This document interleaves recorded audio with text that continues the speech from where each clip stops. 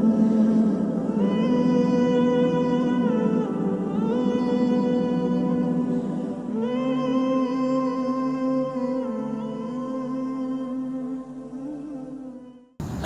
ونصلي على رسوله الكريم اما بعد فاعوذ بالله من الشيطان الرجيم بسم الله الرحمن الرحيم۔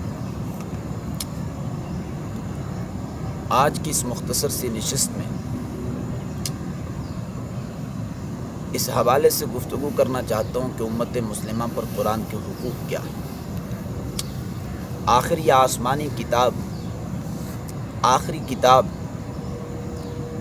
انسانوں کی ہدایت کے لیے، انسانوں کی رہنمائی کے لیے نازل کی گئی تھی، لیکن آج امت مسلمہ نے اس قرآن کے ساتھ جو بے رخی اختیار کر رکھی ہے، یقیناً یہ بہت ہی ایک مجرمانہ عمل ہے۔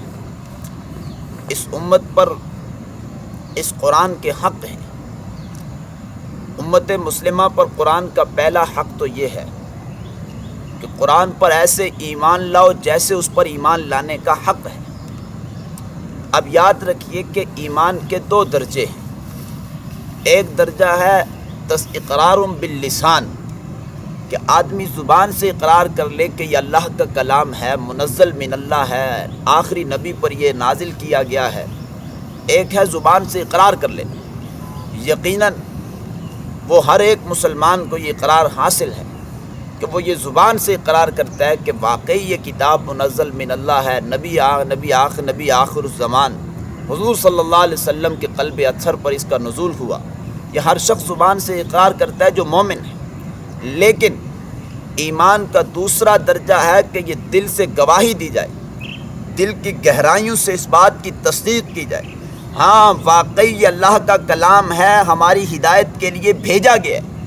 اگر دل کی گہرائیوں سے انسان کو یہ کامل یقین حاصل ہو جائے، دل کی گہرائیوں سے کامل یقین ہو جائے اسے، تو یقیناً وہ آسانی کے ساتھ اس قرآن کے حقوق کو ادا کر سکتا ہے، وگرنہ بہت مشکل معاملہ ہے کہ ہم اس قرآن کے حقوق کو ادا کر سکیں جب تک دل کی گہرائیوں سے یہ یقین نہیں ہوگا۔ قرآن پر تصدیق بالقلب کا درجہ پورے طریقے سے، کامل طریقے سے حاصل نہیں ہوگا۔ یاد رکھیے کہ امت مسلمہ پر یہ قرآن کا پہلا حق ہے کہ ایمان قرآن پہ ایسے لاؤ جیسے ایمان لانے کا حق ہے، یعنی دل کی گہرائیوں سے اس کتاب پر ایمان لاؤ کہ ہاں واقعی اللہ کی کتاب ہے، منزل من اللہ ہے، انسانوں کی ہدایت کے لیے اس کو بھیجا گیا۔ پہلی امت مسلمہ پر قرآن کا دوسرا حق یہ ہے کہ قرآن کو ایسے پڑھو جیسے اسے پڑھنے کا حق ہے، یعنی تجوید کی رعایت کر کے، عرب کے لہجے کو سمجھ کر، عرب کے انداز کو سمجھ کر، لغت عرب سے واقفیت حاصل کرنے کے بعد تجوید کے ساتھ اس قرآن کو صحیح طریقے سے پڑھا جائے، وگرنہ بہت سے قرآن پڑھنے والے ایسے ہوں گے کہ وہ قرآن تو پڑھ رہے ہوں گے لیکن قرآن ان پہ لعنت کر رہا ہے۔ اس لیے قرآن کو صحیح تجوید کے ساتھ سیکھنے کے بعد اس کو پڑھا جائے جیسے اس کو پڑھنے کا حق ہے۔ یاد رکھیے کہ یہ امت مسلمہ پر قرآن کا دوسرا حق ہے۔ امت مسلمہ پر جو قرآن کا تیسرا حق ہے، قرآن کو ایسے سمجھو جیسے اسے سمجھنے کا حق ہے۔ اللہ رب العزت قرآن میں فرماتے ہیں افلا یتدبرون القرآن، یہ قرآن میں غور و فکر کیوں نہیں کرتے؟ ام علی قلوب اقفالها، کہیں ایسا تو نہیں ہے کہ ان کے دلوں پر قفل چڑھ چکے ہیں، ان کے دلوں پر تالے لگ چکے ہیں، کہیں ایسا معاملہ تو نہیں ہے۔ یاد رکھیے کہ قرآن کو سمجھنے کے دو درجے ہیں۔ اللہ نے قرآن کے اندر جو اصطلاحات استعمال کی ہیں، ایک اصطلاح استعمال کے تذکر بالقرآن کی، کہ قرآن کے ظاہری الفاظ کو سمجھ لیا جائے، قرآن کے متن کو سمجھ لیا جائے، انسان لغت عرب سے اتنا واقف ہو کہ قرآن کے ظاہری الفاظ کو پڑھتا چلا جائے، وہ جو قرآن کی نصیحت اور ہدایت کی باتیں وہ دل کے اندر پیوست ہوتی چلی جائے، یہ ہے تذکر بالقرآن۔ وَلَقَدْ يَسَّرْنَا الْقُرْآنَ لِلذِّكْرِ فَهَلْ مِن مُدَّكِرٍ، ہم نے تو اس قرآن کو سہل بنایا، کیا کوئی ہے اس قرآن سے نصیحت حاصل کرنے والا؟ یہ ہے قرآن کو سمجھنے کا پہلا درجہ، تذکر بالقرآن۔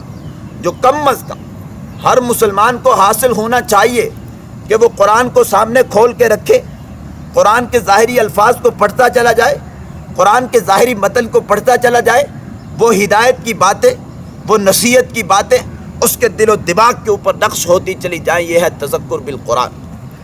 دوسری اصطلاح جو قرآن میں استعمال ہوئی ہے وہ ہے تفکر بالقرآن، تدبر بالقرآن، کہ قرآن کی گہرائیوں میں غوطہ زن ہو جاؤ، قرآن کے اندر غور و فکر کرو۔ یاد رکھیے کہ قرآن کو سمجھنے کے لیے اللہ نے قرآن کے اندر یہ دو اصطلاحات استعمال کی، تذکر بالقرآن اور تدبر بالقرآن۔ تذکر بالقرآن یہ ایسا درجہ ہے کہ جو ہر مسلمان کو حاصل ہونا ضروری ہے۔ تیسرے نمبر پر، پہلا نمبر کہ قرآن پر ایمان لاؤ جیسے اس پر ایمان لانے کا حق ہے۔ دوسرا نمبر کہ قرآن کو ایسے پڑھو جیسے اس کو پڑھنے کا حق ہے۔ اور تیسری بات یہ ہے کہ قرآن کو ایسے سمجھو جیسے اسے سمجھنے کا حق ہے۔ چوتھی بات، پھر قرآن پر ایسے عمل کرو، سمجھنے کے بعد جیسے اس پر عمل کرنے کا حق ہے۔